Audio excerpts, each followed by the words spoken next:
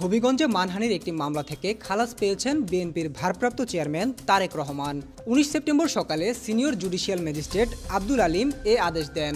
আদালত সূত্রে জানা যায় ২০১৪ সালের ১৫ ডিসেম্বর লন্ডনের একটি পত্রিকায় তারেক রহমানের এক সাক্ষাৎকারকে কেন্দ্র করে হবিগঞ্জ জুডিশিয়াল ম্যাজিস্ট্রেট আদালতে মানহানির মামলা দায়ের করেন স্থানীয় ছাত্রলীগ নেতা।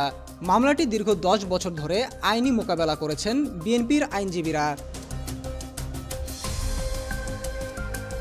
অবশেষে বৃহস্পতিবার তারেক রহমানকে খালাস প্রদান করেন বিচারক। এর আগে গত ১১ সেপ্টেম্বর বিএনপির ভারপ্রাপ্ত চেয়ারম্যান তারেক রহমানকে ২০১৪ সালে ছাত্রলীগের করা রাষ্ট্রদ্রোহ ও মানহানির দুটি মামলায় খালাস দিয়েছে নওগাঁর আদালত। এছাড়াও গত ১২ আগস্ট পটুয়াখালীতে মানহানির একটি, ১৩ আগস্ট মাদারীপুরে মানহানির একটি, ২১ আগস্ট নোয়াখালীতে রাষ্ট্রদ্রোহের একটি এবং ২৭ আগস্ট গোপালগঞ্জে মানহানির একটি মামলায় খালাস পেয়েছেন তারেক রহমান।